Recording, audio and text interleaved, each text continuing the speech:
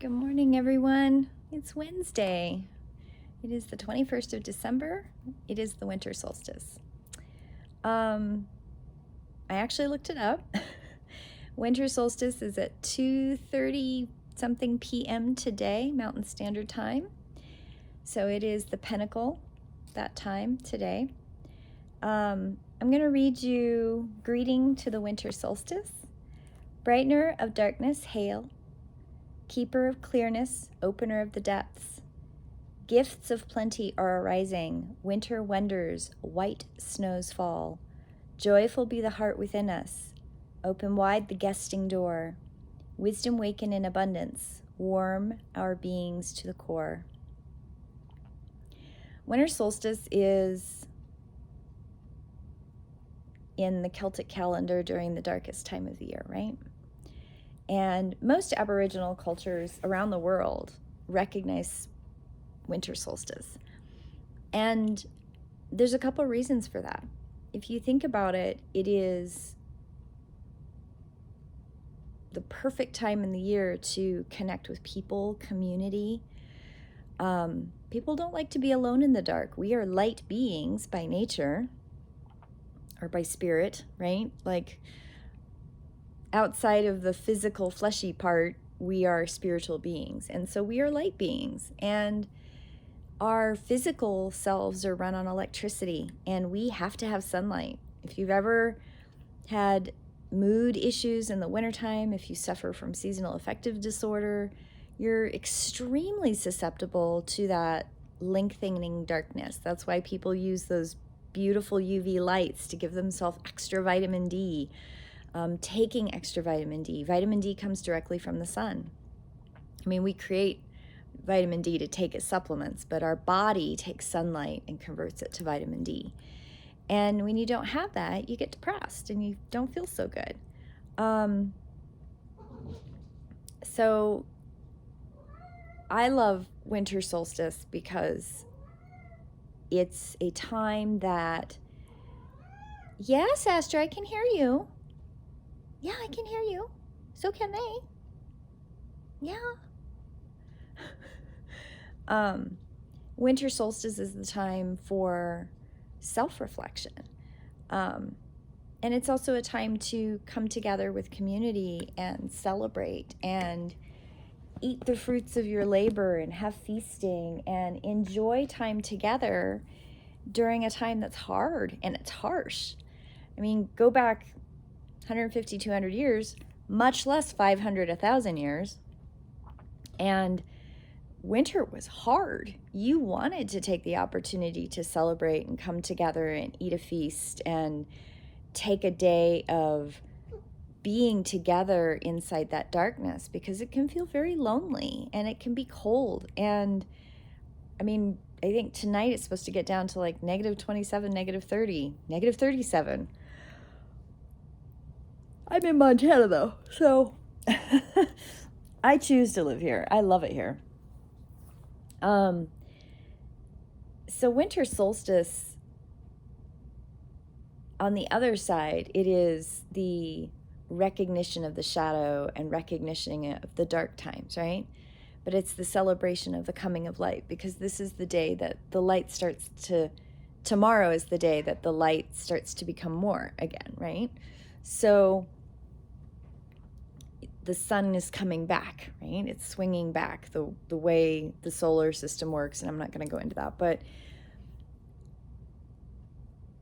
tonight is the night to make sure you're with people and make sure that you have the opportunity to celebrate life, or you do it as a reflection of that shadow and that reflection of, we need the darkness to grow, right? We need experiences, things that are tough sometimes, to grow. We grow from both light and from dark, but we are light beings and we need that light. And then to celebrate that tomorrow is the rising sun. I used to do rituals where I would, on the solstice, I would go to bed early, and then I would get up with the rising sun to greet the sun coming for the next season. just like for summer solstice, the celebration is in the evening to celebrate and to wish the sun happiness on its journey going into the darkness. At least that's how I look at it. I know summer solstice is a little different for different people, but I really like the evening solstice celebrations. And then in the winter, I love the early morning solstice celebrations, greeting the sun in the morning. So today, I drew a card from Sacred Rebels Guidebook. I couldn't remember the name of this book yesterday. And the card that I drew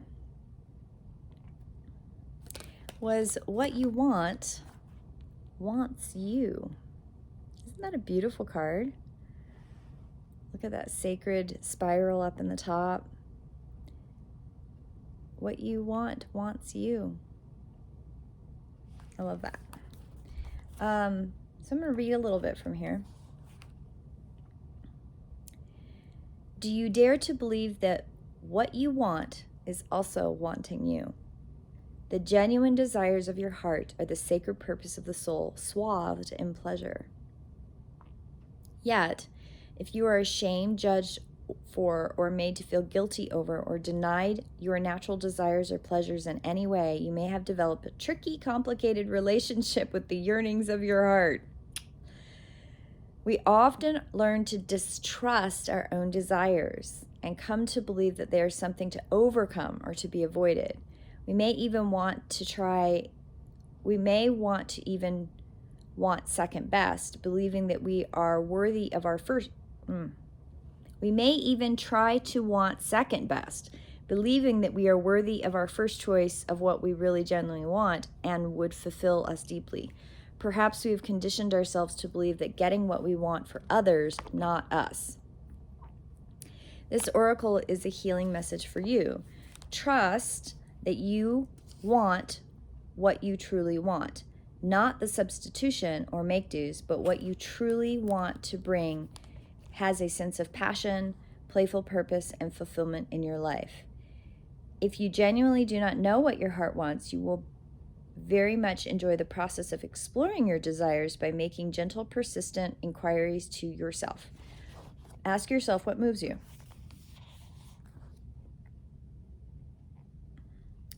Remember that if you have people in your life who are shutting you down, suggesting that what you want is not possible or that you are aiming too high, they need this healing too. Perhaps you can inspire them by giving yourself permission to heal.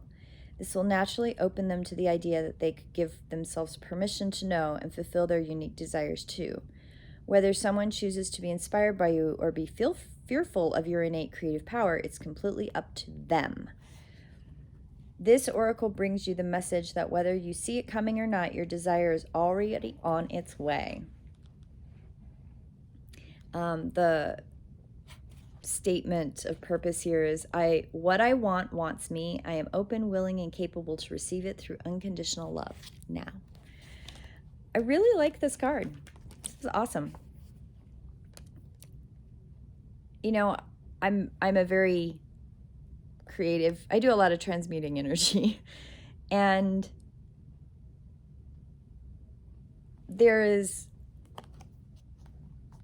I got asked by my counselor not very long ago. She said, what do you want? And I went, I want to do the work. I want to do the healing work. I want to do the teaching. I want to work in this field full time. I don't want this to be something that I do part of the time. I've done that. I've been doing that for 30 years. I have managed multi-million-dollar businesses. I have I've run a doctor's office. I've worked in high-risk youth. I've worked in hospitality. I've worked in medicine. I became a phlebotomist. I've done a lot of things. I've worked in retail, sales. I hate sales. Mostly I end up working in management stuff, like the stuff behind the scenes, making sure everybody gets their ducks in a row so that things move forward.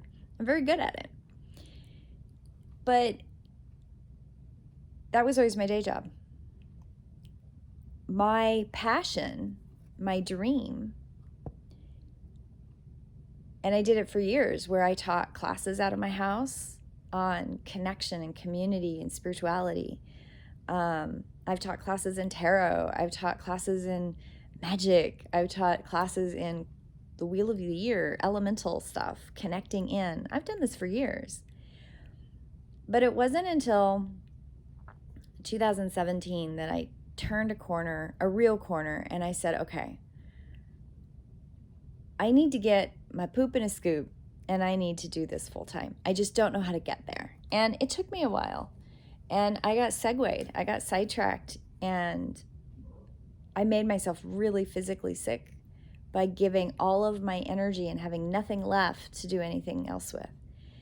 And when I walked away from that, with the support of friends, counselor, partner,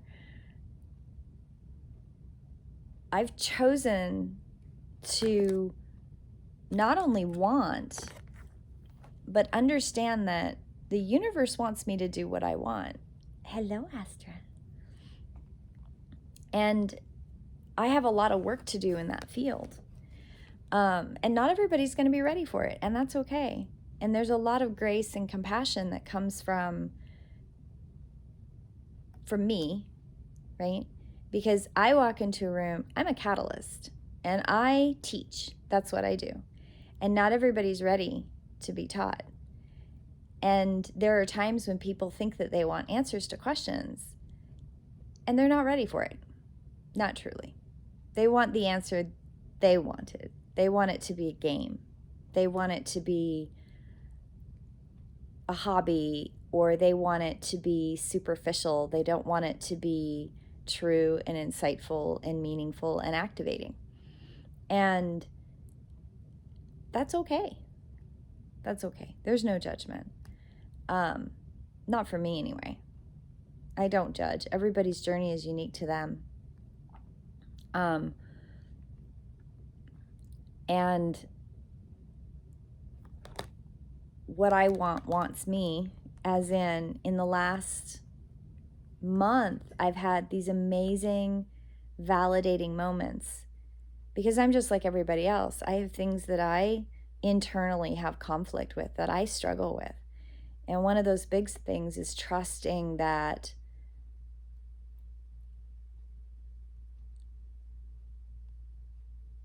I can get the support I need to do the work that I need to do. And I say that because I've done this alone my whole life. There are very few people in my life that have truly supported my gift. There have been very few people that have truly allowed me to be me without judgment. Now, those people that have, I am so grateful and so blessed to have had them in my life. I cannot express to you how loving and grateful and compassion and joy and light, and I thank the universe for those markers, those people who've been those markers in the support network in my life, because I wouldn't be here today without them. And I have a lot further to go. I have a lot of things to teach. I have a lot of things to bring forward. And I will learn as I go through this journey. And in the last couple weeks, I've had so many validating connections. So many people have come into, it seems like to me a lot of people, but then I sit and I think about it, and it's actually not that many people. But it's a lot of people to me, because they are all in this world of acceptance, and they all are on their own journey of awakening. And I am so filled with light and joy that I have had these validating moments, and these moments of, you're right where you need to be. And I hope that I've given some of these others that same validation back, because I know how important it is. And on the solstice, it's tradition to thank the universe for the blessings around you. Some of this is maybe tweaked a little bit in certain religions around the world, but giving thanks in darkness is pretty common through most cultures. And the reason for that is you thank during a time that's slim, that's dark, that seems like there's not a lot there, that it's cold and it's desolate and it's dark. But that cold, desolate darkness gives you the moment and space and time to be thankful and to bless the light beings around you and give them space in your heart, give them space in your mind. And today, I truly, truly give thanks to all of the amazing, beautiful people I've encountered recently that have given me validation. And I hope that I have given them some. I don't know if I have or not, and that's okay. But I'm giving it to them now. I am sending that energy out into the universe as a gift of thanks and blessing, compassion, love, and space. I give each and every one of those souls a breath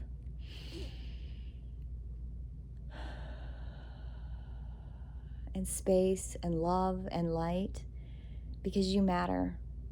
You matter to me. And those who are afraid and those who aren't ready, I give you blessing and love too, because that's okay. We are all on our own unique journey, and we don't all do it the same, and it's supposed to be that way. If we all did it the same, we would never learn anything.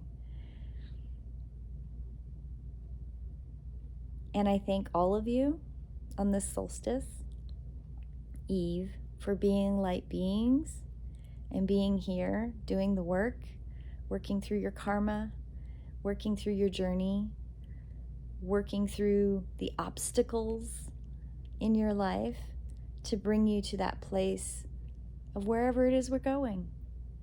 And we don't do this alone, and we're not in a vacuum. We need each other. The journey is alone. You can only walk your journey by yourself, right? You are the only person who can live in your flesh sack, in your organism. But you also need you need people around you. You need other entities around you to teach and to show and to demonstrate and to be companions and lift each other up. We need each other, people. Community is important. I am so passionate about community, not only because I've done this so very much alone, but because I know that moving forward as spiritual entities, we have to be willing to rethink, reshape, restructure what community really means and how to support each other without crawling all over each other with fear and angst and jealousy and that oppressive perspective of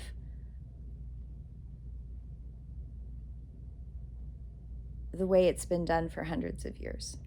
That doesn't mean it's the right way to do it, guys. We have to rethink this. So I wish you a beautiful day. I wish you a blessed solstice eve, and I will see you tomorrow in prayer.